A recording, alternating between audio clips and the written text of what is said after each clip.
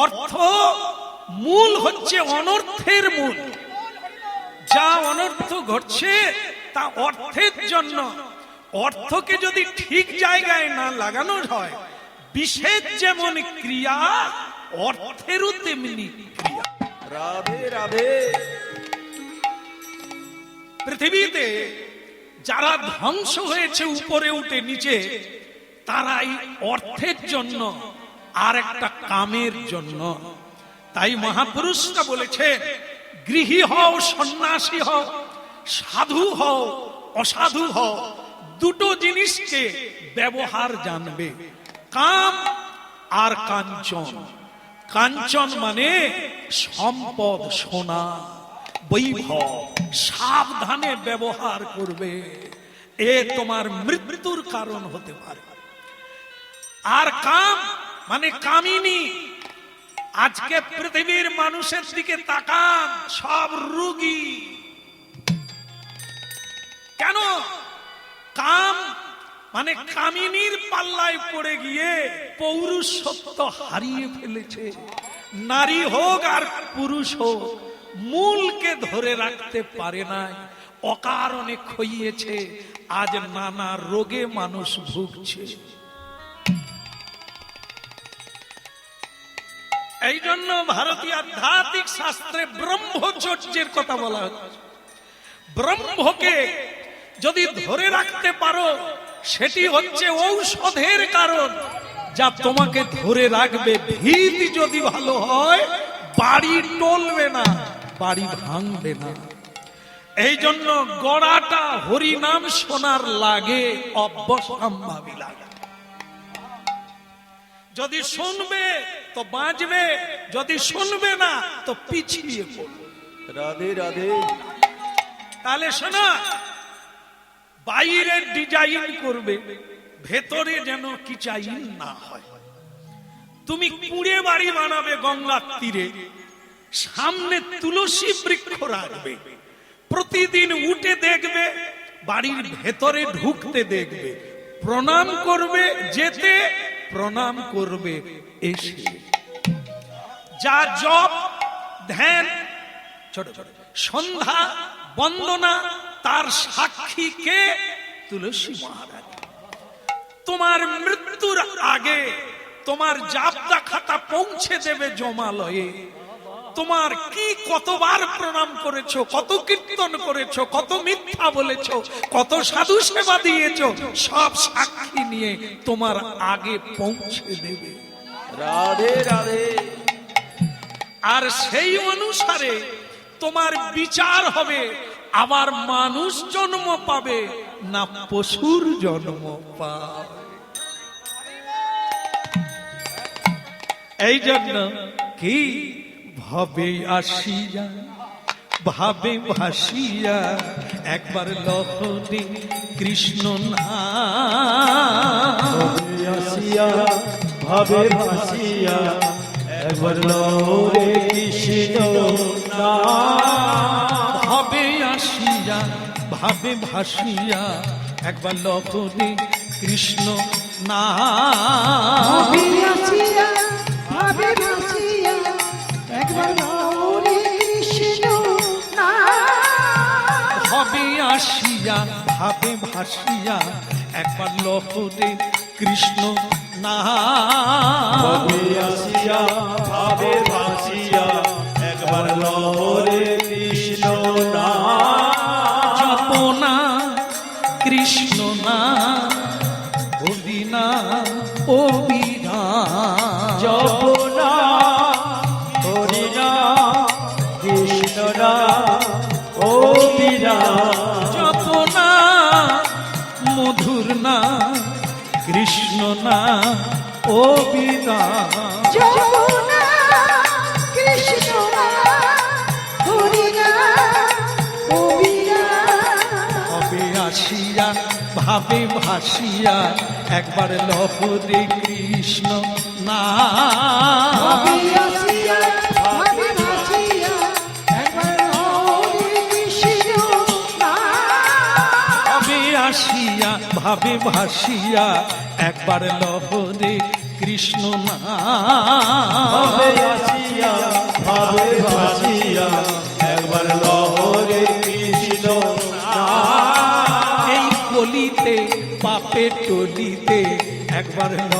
লহরে ললিত না এই কলিতে পাপে টলিতে একবার লহরে মধুর নাম। এই কলিতে পাপে টলিতে একবার লহরে মধুর না এই কলিতে পাপে টলিতে একবার লহরে কৃষ্ণ নাম। জপনা মধুর না কৃষ্ণ না অবিরাম জপনা কৃষ্ণ না মধুর না ও মীরা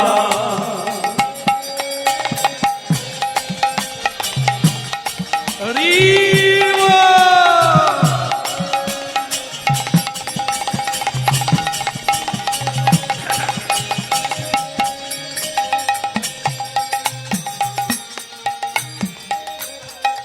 হরিব। ভালো লাগছে? তাহলে হরিনাম প্রতিদিন করবে তো? আপনাদেরকে না, আপনাদেরকে বললে আমি বলতাম করবেন তো। গুরুদেব তার শিষ্যকে বলছে তাহলে প্রতিদিন করবি তো? বলে কি আপনারা করবেন তো? হ্যাঁ, যদি দেখা যায় যে এবারে ধান সকলের ভালো হচ্ছে, যে হরিনাম করছে তারটায় চরকা পড়ে গেছে, তারপরে হরিনাম হবে? তারপরেও হবে।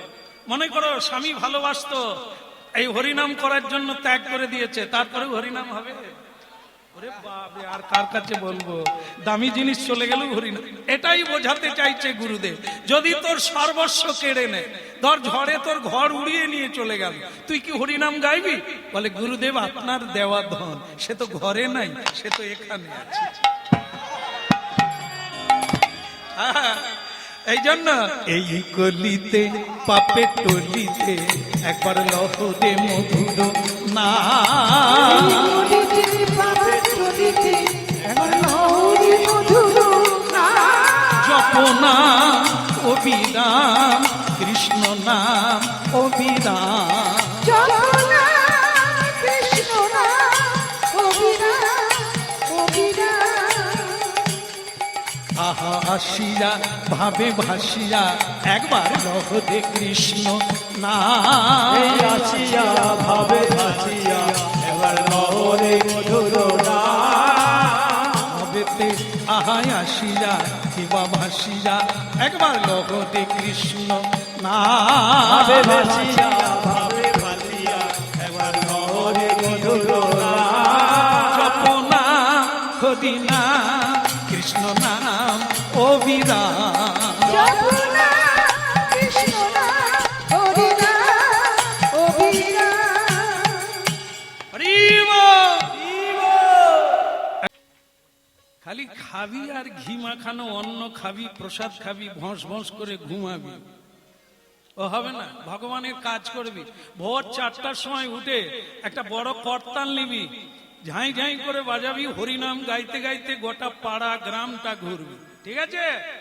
বলে প্রভু যদি কেউ মারে, বলে মারবে কেন? বলে এই ভোরবেলায় লোকে আরাম করে ঘুমায়, আমি যদি করতাল বাজাই তাহলে যদি কেউ রেগে যায়, বলে প্রথমে রাখবে, মারলেও মারতে পারে, তারপরে আবার তোর হরিনামে কাঁদবে। রাধে রাধে আরে সব সাপের বিষ আছে, যদি কাউকে কামড়ায় বিষ কি হয়? খরচা হয় না বেড়ে যায়? খরচা হয়ে যায়। তা কামড়াতে কামড়াতে শেষ পর্যন্ত কত বিষ আর থাকবে রে? বিষ যখন থাকবে নি তখন মানুষের বশে চলে আসবে। বিষ যতক্ষণ থাকবে গর্জন করবে। এ মায়া জীব, মায়া বসিত জীব, এরা তো ফাঁস ফাঁস করবে, খেদাবে, তাড়াবে, গালাগালি করবে। বিষ দাঁত ভেঙে গেলে আর কিচ্ছু করতে পারবে না। ভজ শ্রী কৃষ্ণ কহ শ্রী কৃষ্ণ, লহ শ্রী কৃষ্ণে নাম রে। ভজ শ্রী কৃষ্ণ কহ শ্রী কৃষ্ণ কহ শ্রী কৃষ্ণের নাম রে। যে জনা শ্রী কৃষ্ণ ভজে সে হয় আমার প্রাণ রে। ওই যে জন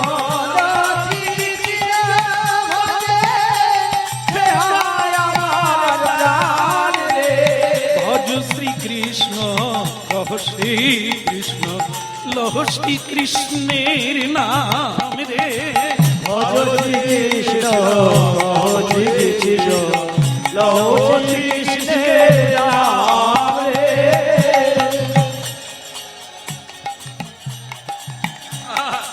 নিতাই গৌর হরি হরি ভজ শ্রীকৃষ্ণ কহ শ্রীকৃষ্ণ লহ শ্রীকৃষ্ণের নাম রে।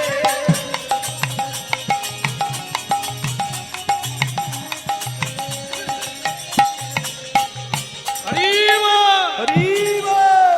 আচ্ছা, এই লঙ্কা গাছে প্রতিদিন এটা কি গাছ? লঙ্কা গাছ নয়, হ্যাঁ?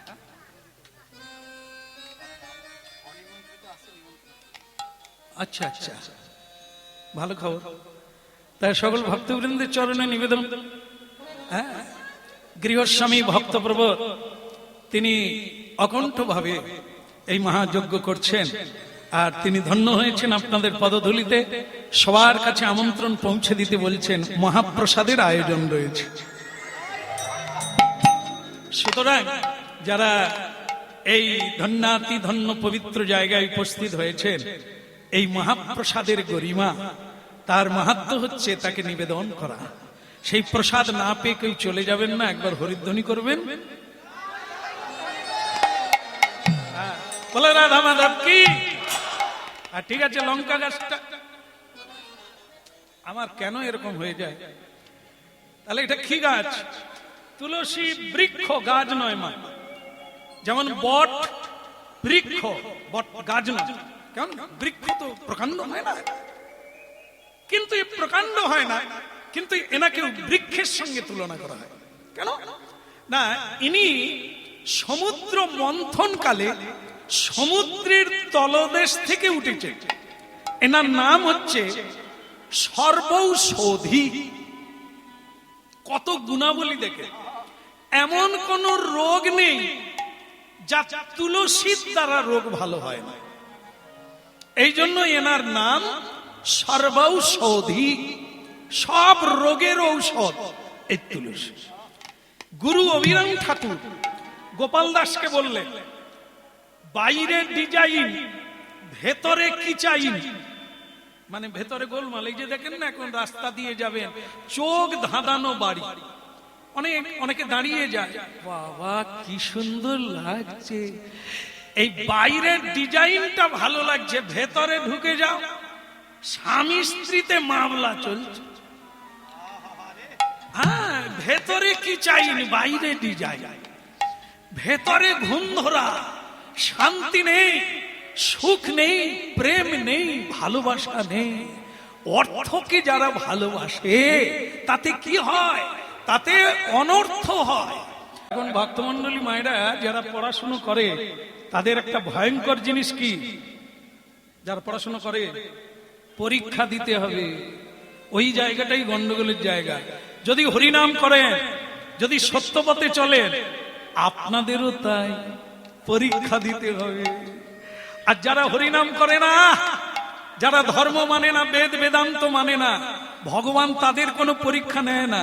যারা চোখের জলে ভাসে, সত্য পথে চলে, ভগবান একবার টিপে দেখে অন্নটা হয়েছে কিনা। টিপবে তো, আপনার তো টিপেন অন্নটা হয়েছে কিনা। তা ভগবান একবার আমাদের টিপে দেখবে না, সিদ্ধ হয়েছে না কাঁচা আছে। হ্যাঁ, এই এসে গেল সময়। গোপাল দাস ভালোই গঙ্গার তীরে কুটির বেঁধে তুলসী দেবীকে রেখে গুরুদেব দত্ত প্রদত্ত হরিনাম গাইছিল ভালো। এমন সময় কি হলো? পাগলা নিতাই, জগৎ গুরু আচার্য নিতাই চাঁদের কি ইচ্ছা হলো, অবিরামের শিষ্য কত দূর বেড়েছে একবার দেখে আসে। তাই কি করলেন? সঙ্গে প্রভু নিত্যানন্দ জগত মাতাইলা, সঙ্গে প্রভু নিত্যানন্দ জগত মাতাইলা।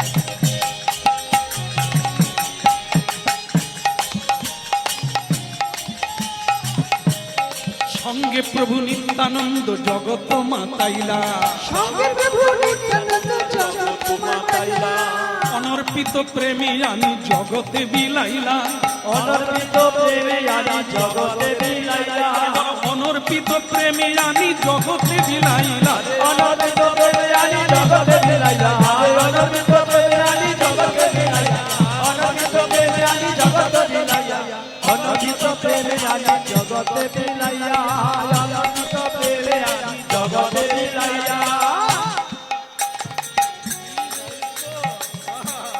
হরি বল। কার ঢোল ফেটে গেছিল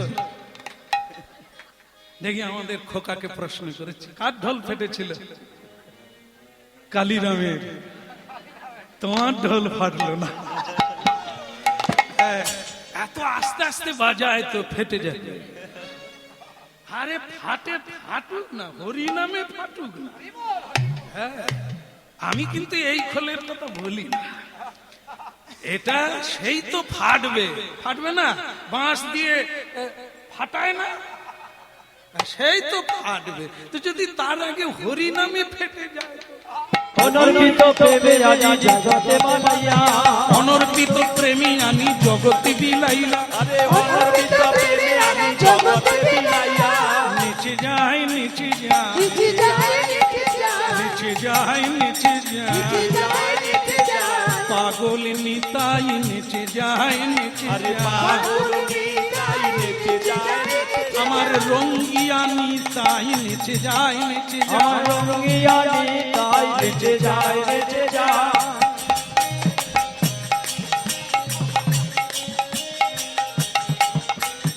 রঙ্গিয়া হরি বল। হরি বল।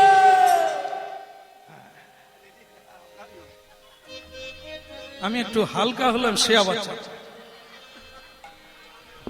আচ্ছা ঠিক আছে আসলে মালা দোকানদার সব ডুপ্লিকেট সরু তার দিয়ে দিয়েছে এইটুকু নাচলাম আর হ্যাঁ এবারে দেখি তোমার মালা কত দূর টিকে বলো রাধে রাধে হ্যাঁ আসলে আমাদেরও দোষ না দোষ কম নয় দোকানে গিয়ে দাদা কমা মালা দেন যেদিন বিয়ে হবে সেদিন বলবে দামি মালা দেন হ্যাঁ, গড়িয়া মালা আর যেদিন কীর্তনিয়া কিন্তু ফাঁকা ফাঁকা দেন না ফাঁকা ফাঁকা এই দেখেন এই যে গাঁথা মালা এইরকম মোটা হয়ে যাবে এই ফুল দিয়ে আবার পাতলা করে রগাও হবে তা দোকানদার বলে পয়সা যদি কম দাও রগা হবে হোক না মালা তখন সুতার উপর কাজ হবে আর কি হ্যাঁ তা যা বলো রাধা রানী কি ওদিকের হলো কি পাগল নিতাই নাচতে নাচতে উপস্থিত হয়ে গেল নিতাই চাঁদ যার বাড়িতে আসবে তার কি কম ভাগ্যের ব্যাপার হ্যাঁ নিতাই আমার জগৎগুরু নিতাই আমার কল্পতরু নিতাই আমার প্রেমের ঠাকুর নিতাই আমার অক্রোধ পরমান অক্রোধ পরমানন্দ নিত্যানন্দ রায় অক্রোধ পরমানন্দ নিত্যানন্দ রায় বলে অভিমান শূন্য নিতাই জগতে বেড়া ওই নয় অভিমান শূন্য নিতাই জগতে বেড়া বলে অভিমান শূন্য নিতাই জগতে বেড়া ওই অভিমান শূন্য নিতাই জগতে বেড়া এখন অক্রোধ পরমানন্দ নিত্যানন্দ রায় অক্রোধ পরমানন্দ নিত্যানন্দ রায় বলে অভিমান শূন্য নিতাই নগরে বেড়া অভিমান শূন্য নিতাই নগরে বেড়ায় বলে অভিমান শূন্য নিতাই নগরে বেড়ায় অভিমান শূন্য নিতাই নগরে বেড়ায় বলে হরি বল হরি বল হরি বল হরে রাম হরি বল হরি বল হরি বল হরি বল পাগল নিতাই ডেকে বলে হরি বল হরি বল পাগল নিতাই দিদি বলে হরি বল হরি বল দয়া দয়াল নিতাই ডেকে বলে হরি বল হরি বল দয়াল নিতাই ডেকে বলে হরি বল হরি বল হরি তোদের পায়ে ধরি হরি বল হরি বল হরি তোদের পায়ে ধরি হরি বল হরি বল হরি নাম ছাড়া গতি নাই হরি বল হরি বল হরি বল হরি হরি নাম ছাড়া দুটি বাহু তুলে হরি বলো হরি বল হরি বল দুটি বাহু তুলে হরি বলো হরি নাম ছাড়া গতি নাই বাহু তুলে হরি বলো নাম ছাড়া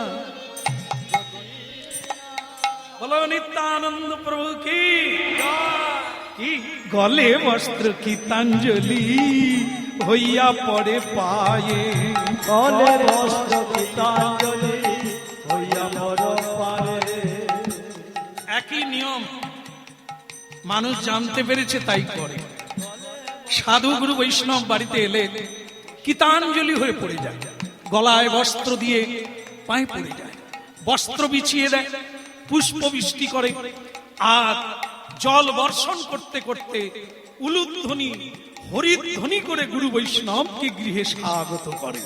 গলে বস্ত্র গীতাঞ্জলি বৈষ্ণব নিকটে আস্তে আস্তে আস্তে গোপাল দাস বলে প্রভু নিত্যানন্দ যার ঘরে আসে তার দূর হয়ে যায় নিরানন্দ। আসুন প্রভু কৃপাম্বুজে আপনার চরণ আমার ভগ্ন কুটিরে পড়ুক, আপনার অমৃত চরণ রেণু আমার গৃহ প্রাঙ্গণে পড়ুক, আমার অধম জীবন আজ ধন্য হয়ে যায়। খুবই তো স্তুতি আর নুতি করলে, তুমি জানো আমি কে? বলে আপনাকে না জানলে সে জগতের কোন বস্তু জানতে পারবে না। আপনি তো নিত্যানন্দ, বড়ই আনন্দ জানো তাই। কিন্তু এখন কটা বাজে? প্রায় 11:30। বেলা কটা? 1:30 বেজে গেছে। আসলে গান গাইতে গাইতে আমার খেয়াল নেই এত বেলা হয়ে গেছে। গোপাল দাস 1:30 বেজে গেছে, তোমার বাড়িতে এসেছি, তুমি কি ব্যবস্থা করেছ? কারণ নিত্যানন্দ তো আজ আর মিষ্টি করে বলবে না, ও তো টিপে দেখতে আসছে। অবিরাম একজন সদ্গুরু, তার শিষ্য কতটা নিতে পেরেছ গোডাউন থেকে, গুরুর ভান্ডার। কিন্তু তুমি হতভাগা, ছোট কুটুরি, না জামবাটি, না গামলা, না বস্তা, কতটা নিতে পেরেছ? ও তো করুণার সিন্ধু, প্রেমের ভান্ডারী, তুমি কতটা গুরুর কাছ থেকে নিতে পেরেছ সেটা দেখব।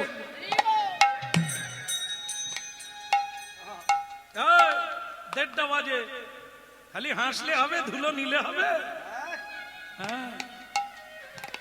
1:30 বেজে গেছে, আমি খিদে সহ্য করতে পারি না। তাড়াতাড়ি করো, প্রসাদের ব্যবস্থা করো। তো বলে গুরুজি ভয় করবেন না, আমাকে একটু সময় দেন, ভোগ হয়েই আছে। আসলে আমি তো এখনো সেবা পাই না, আপনার সংকীর্তনের আওয়াজ পেয়ে আমি মানে সেবা নিতে পারি না, তাই ছুটে গিয়েছি আপনাকে আনার জন্য। সবই ঠিক আছে, এ প্রসাদ হবে না, আগে এ প্রসাদ হবে না। তাহলে কোন প্রসাদ বলুন, আপনি যেভাবে বলবেন। এই কথাটা বলি মহারাজ বলেছিল, যা চাইবেন তাই দেব। তারপর 3 পা জায়গা দিতে পারে না। তা তুমি কি সেরকমই বলছো নাকি? আগে না, বলি মহারাজ যেমন শেষ পর্যন্ত মাথা দিয়ে দিয়েছিল, আমি প্রাণও দিয়ে দেব। ঠিক আছে ঠিক আছে, প্রাণ দিতে হবে না, প্রসাদ দিলেই হবে। সেটা হচ্ছে ভগবান পেলে তাকে বলা হয় প্রসাদ। মহাপ্রসাদ কখন হয় জানো? ভগবানকে নিবেদন করলে হয় প্রসাদ, কিন্তু মহাপ্রসাদ কখন হয়? যখন ভক্ত সেবা করে, তার নাম হয় মহাপ্রসাদ। নিতাই, আমাকে মহাপ্রসাদ দাও। বলে প্রভু সেটা কি করে পাবো, আমি তো ভোগ লাগিয়ে বসে আছি, আপনি সেই প্রসাদ পান। হবে না, একবার হয় না বলো আর না হলে দাও। বলে তাহলে প্রভু হবে কি করে? হবে, উপায় আছে, যদি শোনো তাহলে বলবো। বলবো বলবো দেখো বলবো। অনেকেই বলে আপনি বলুন না, পারি করব, নাই তো নাই, এরকম খালে আমি নেই। যদি পারো তো প্রাণ দিয়ে তা চেষ্টা কর, আর না হলে বলুন না দেখি, বলুন না দেখি, পারি করব নাই। এরকম হতভাগা শিষ্যের জোট কাটা বাঁশ, মুড়া বাঁশ কাজে লাগবে। আরে মুড়া মাছ ভিতরে ফাটাও জল ঢুকে বসে আছে। বাঁশ ঝাড় আছে, বাঁশ সম্পর্কে কোনো জ্ঞান নাই। বলো রাধা রানী কি জয়, প্রেম সে বলো রাধে রাধে। মহাপ্রসাদের কি হলো? বলে গুরুদেব তাহলে প্রসাদ কি একটা উপায় বলুন। শোনো, পুরী ধাম জানো? আগে হ্যাঁ। নীলাচল জানো? নাম শুনেছি। তাই সেই নীলাচলে প্রভু জগন্নাথ, সেখানে মহাপ্রসাদের হাট বসে। তুমি যদি আমার জন্য মহাপ্রসাদের ব্যবস্থা করো তাহলে তুমি বাঁচবে, না হলে অভিশাপ দিয়ে বাড়ি যাবে। অবস্থা খারাপ। পারলে দেখবো, নাই তো নাই, বলার কোনো চান্স নাই। দিতে পারো বাঁচবে, না হলে আজকের মতো সূর্য উঠা বন্ধ হয়ে যাবে। এখন কি করবে? বলে গুরুদেব তাহলে আপনাকে বসতে হবে, সে প্রসাদ আনতে আনতে তো আগামীকাল সকাল হয়ে যাবে, কারণ সে তো হেতা না, সেখানে যাব। এখন ট্রেনে গেলেও আজকে হবে না, তা আমি পায়ে হেঁটে যাব, আস্তে আস্তে তো আগামীকাল হবে। না, আমি তোমাকে আধ ঘন্টা সময় দিতে পারি। পুরী ধাম থেকে মহাপ্রসাদ আনবে, দেবে, তবে বাঁচবে, না হলে মরবে। কি সমস্যা বলুন তো? এই জন্য সাধু গুরু ভালো যেমন খারাপ হতে পারে। সামান্য একটু গোলমাল হলে, প্রবলেম হলে বাঁচবে না। কি যে করে না, আধ ঘন্টায় কি পুরী ধাম কেউ পারবেন? একটু হবে হবে। আরে না হয় দম দমে গিয়ে এলো, ট্রেনে চড়ুন না, উড়ো জাহাজে করে, তাও হবে নি। বলে দম দম যেতে তো দম বেরিয়ে যাবে। দম দমে এয়ারপোর্টে টিকিট কাটবি, তাও টিকিট পাবি কিনা সন্দেহ। আবার সেখানে বিমানে চড়ে উড়িষ্যা নামবি। ভুবনেশ্বরে এখন হচ্ছে বিমানবন্দর, সেই ভুবনেশ্বরে নেবে, ওখান থেকে আবার 100 কিলোমিটার পুরী ধাম যেতে। ওরে হবে রে, সৌভাগ্যের বিষয় বর্তমানে ট্রেনে করে, এরোপ্লেনে করে প্রসাদ কিন্তু দেশ বিদেশে চলে যাচ্ছে। মহাপ্রসাদ একদম পুরী ধামে গিয়ে লক্ষ্য করবে কত গাড়ি লাইন দিয়ে দাঁড়িয়ে আছে। ভোগ হবার পরেই আনন্দবাজার থেকে প্রসাদ গাড়ি লোড হচ্ছে, চলে যাচ্ছে বিমানবন্দরে, চলে যাচ্ছে নানান জায়গায়, বিদেশে পর্যন্ত চলে যাচ্ছে এই মহাপ্রসাদ। কারণ কি?